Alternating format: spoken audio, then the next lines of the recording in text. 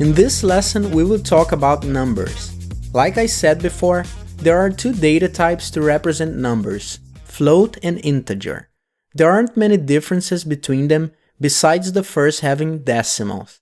The operations we can perform on them are the same, and as we will see, Python converts integer to floats automatically when an operation results in a number with decimals. So let's create two variables, one called num1. Let's assign an integer, so 5, and another num2 with another integer. If we get the type of those variables, let's try with num1. As we can see, it's an integer. Now I'm going to create a new variable, and I'm going to divide num1 by num2.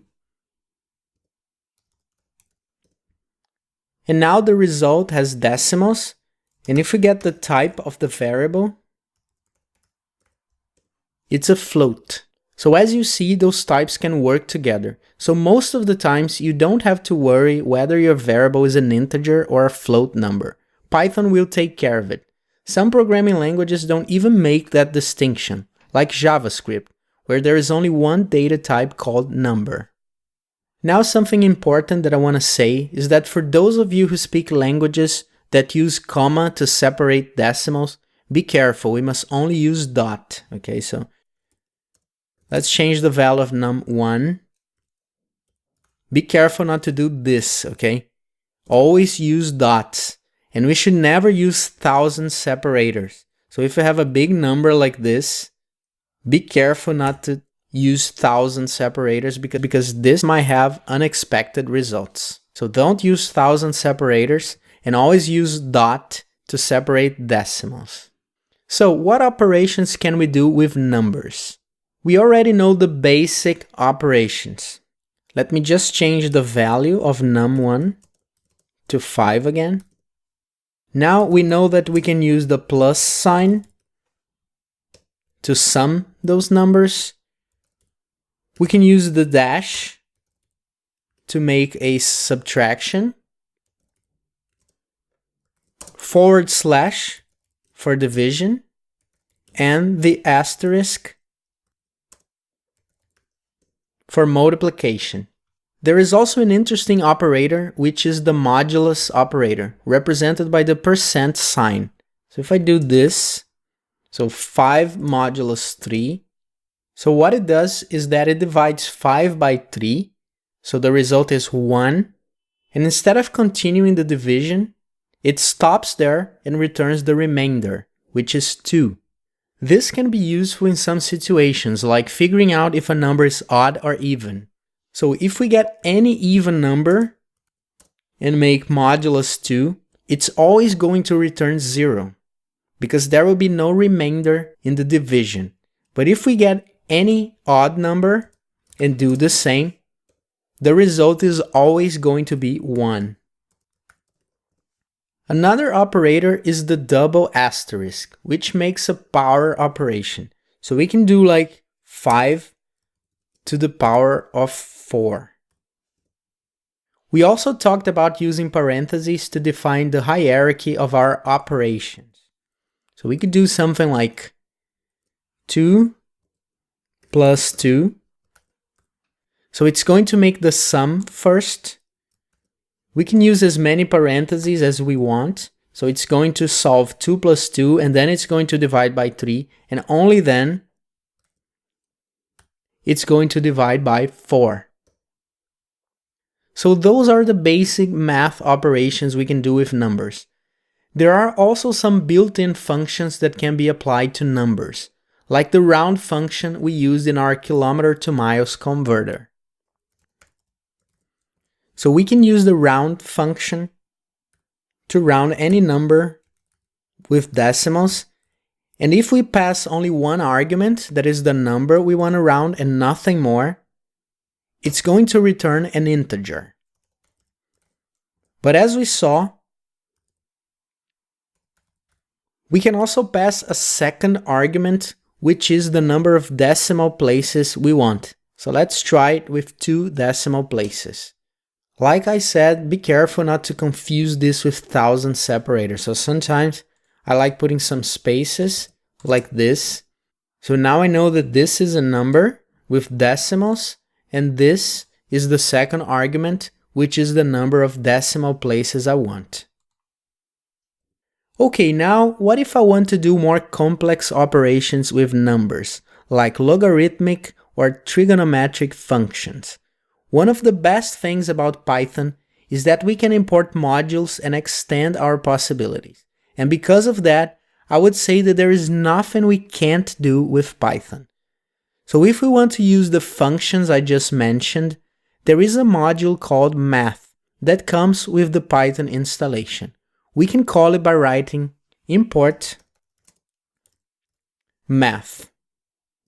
Now inside this module, there are hundreds of math functions we can use, like for example, the factorial function.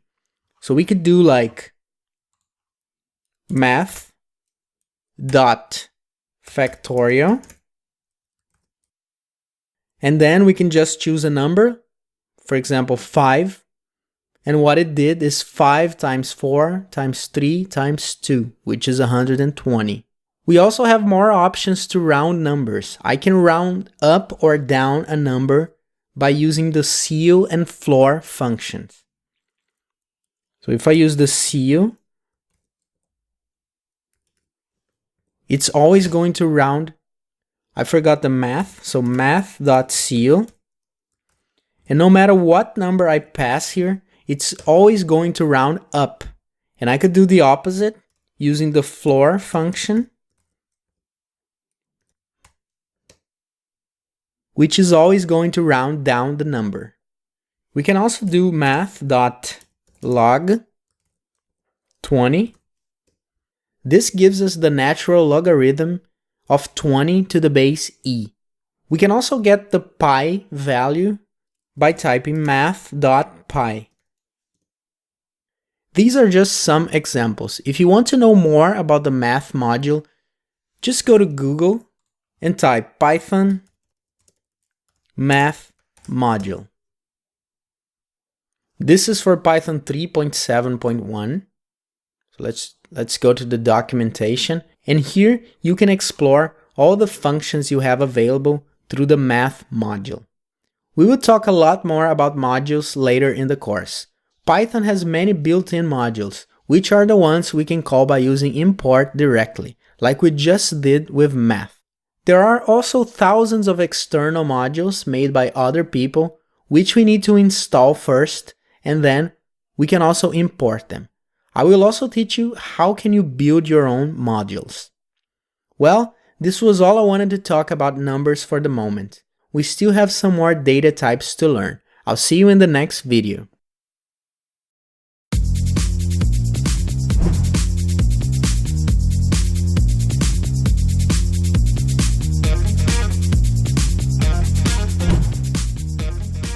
Hi there! It's time to exercise what we just learned about numbers. Create a program to calculate the area and circumference of a circle. Ask the user for the circle's radius in order to make the calculation.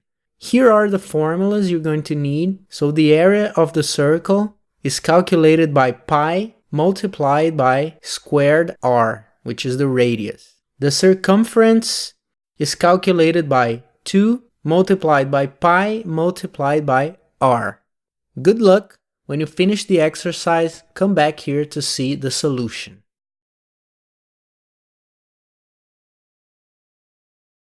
So in exercise number 1, we will need to use the pi value to make the calculations. So we know we have it inside the math module. So the first thing we should do is importing math. Now, let's ask the user for the radius of the circle. So radius equals, let's convert the input to float. So let's use the input function, and the message will be type the radius of the circle. If you want, you can print a message first saying what the program is about. You could say like, this program is going to calculate the area and circumference of a circle. I'm not going to waste the time of the video doing this, but you should do this in your program. Now let's create a variable for the area. And let's use the formula we have, which is pi. So let's use math.pi times radius to the power of 2. Now, according to the hierarchy, this is going to be calculated before the multiplication, which is the correct thing to do in this case, so we don't have to do anything. But it's always safe to put it inside parentheses to make sure that this is going to be right. Now let's go for the circumference, which is going to be 2 times pi times the radius. Now let's print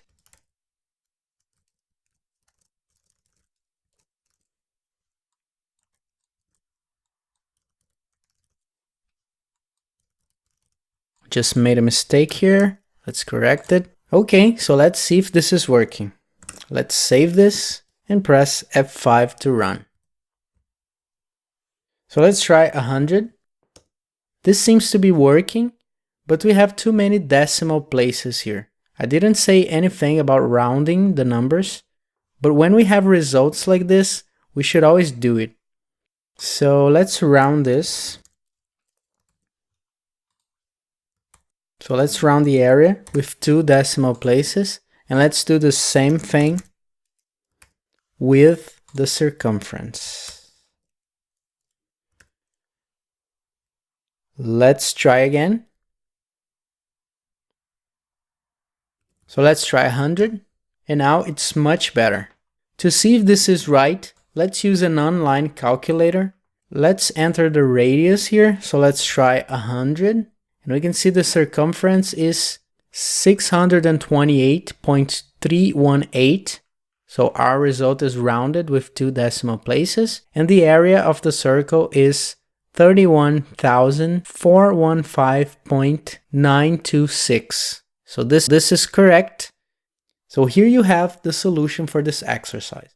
I hope you enjoyed doing it, and I'll see you in the next video.